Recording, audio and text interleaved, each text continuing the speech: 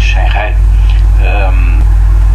O que se nota é um esforço extraordinário da historiografia sobre um dos períodos talvez melhor escalpelizados da história portuguesa, e por razões evidentes, porque trata-se de uma mudança do regime e que deixou marcas profundas, que nos trouxe pelo menos dois benefícios, a saber, a separação da Igreja e do Estado, e por outro lado a defesa dos interesses nacionais que são constantes do país, mas que por outro lado essas duas realizações positivas da Primeira República foram acompanhadas por um cortejo que cada vez é melhor conhecido de deficiências, de desilusões e de planos não realizados,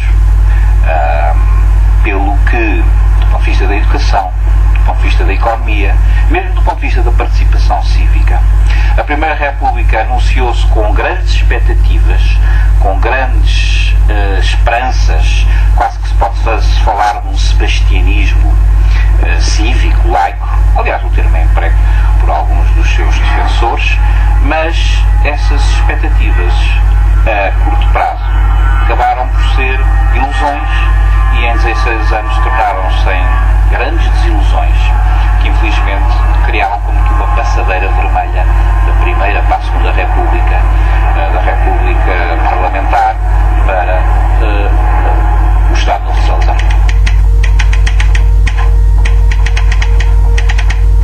Se fizermos uma leitura económica da transição da monarquia para a República, o que o país precisava era de reformas económicas.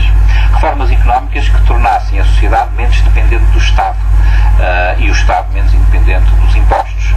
Na verdade, não há um programa económico da Primeira República, temos que o dizer.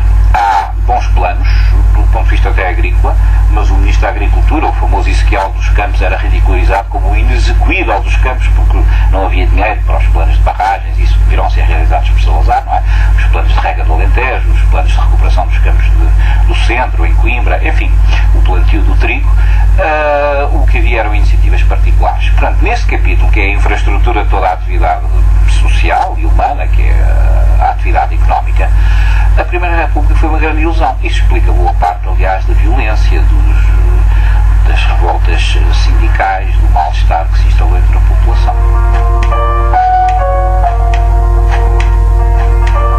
O que ficou muito claro é que esta ilusão da Primeira República é aquilo a que nós chamamos um messianismo político. Se quisermos, uma religião civil. A palavra pode parecer estranha, mas ela é usada desde Rousseau, no Contrato Social, que diz que para haver o estabelecimento do novo regime tem que haver propaganda. O Estado tem que ser encarregado de convencer os cidadãos através do que ele chama uma religião civil. E isso a República fez.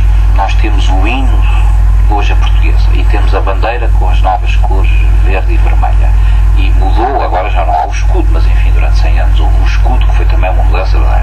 E temos o registro civil, e o casamento civil, e o enterro civil, e os hospitais civis, e os guardadores civis. E podíamos continuar estas mudanças simbólicas, porque a República quis, de certo modo, criar uma religião civil. Era preciso mudar os valores e os princípios pelos quais se regia a vida pública. Agora, se isso tinha um efeito positivo na vida das pessoas, isso é que é jamais discutível. O efeito positivo estão todos eles ligados à separação da Igreja do Estado. Mesmo essa medida, a lei da separação da Igreja do Estado, de 11 de abril, ou de abril de 1911, para ser mais exato, promulgada por Afonso Costa, é uma lei que, tendo efeitos muito bons, as intenções, curiosamente, não eram assim todas. As intenções era ter a Igreja debaixo do controle do Estado. Contudo, como sempre acontece, essa bofetada ou essa chicotada à Igreja funcionou como uma chicotada psicológica. E as próprias pessoas da Igreja começaram-se a organizar. Passados uns anos, aliás, houve um acontecimento misteriosíssimo que começou a mobilizar toda a gente, que é os eventos de Fátima, descritos pelo jornalista Avelino de Almeida, que foi enviado pelo jornal O Século para dizer mal. Chegou lá, viu 40 mil pessoas espantadas e disse: bem, eu também vi. Enfim, fica para cada um depois avaliar os acontecimentos. acontecimentos, mas Fátima é uma espécie de resposta paradoxal e irónica à tentativa republicana de perseguir a Igreja, que aliás foi conseguida. Em 1911 já todos os bispos estavam exilados, havia realmente, houve de facto uma perseguição política.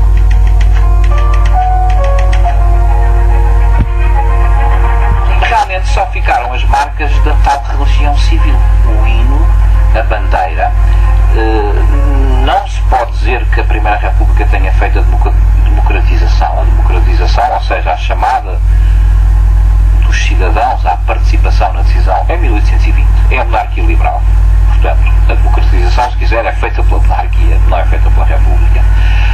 Da Primeira República ficam as boas intenções que estão na Primeira República e também se costuma dizer que está o inferno cheio delas, não é? Essa é a grande ilusão. Agora, porquê é que se chama República à Primeira República? Chama-se República ao Estado Novo, porque para todos os efeitos é, e vivemos hoje em dia em República, porque para todos os efeitos vivemos uma será uma República parlamentar, a outra é uma República autoritária, e nós vivemos numa República, talvez pluralista seja um nome interessante, uma vez que há várias correntes e várias propostas para organizar o regime.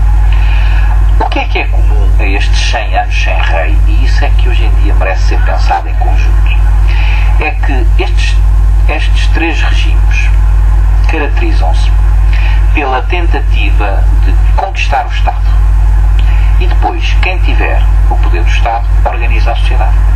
Foi isso que os republicanos fizeram em 1910. Nós não vamos lá por eleições, era um facto, eram resultados muito desagradáveis, tinham 7 deputados, 8, enfim, 14, em cerca de 160. Fizeram a revolução. O golpe militar do 28 de maio, esse não é preciso ter mais nada, é conquistar o Estado através do golpe militar e depois entregar o poder a um primeiro-ministro, enfim, ministro das Finanças, o primeiro-ministro Salazar, que o manteve, ele e o seu sucessor, durante 48 anos. O 25 de Abril é também uma conquista do poder do Estado, uma revolução, em que o peso económico do Estado aumenta extraordinariamente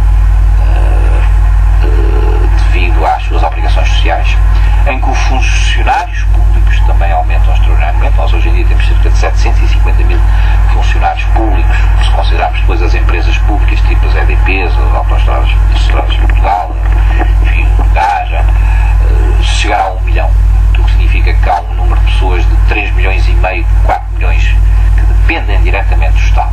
Portanto, nunca o peso do Estado foi tão grande na sociedade portuguesa, o peso económico. Então, ser republicano em Portugal é querer que o Estado organize a sociedade.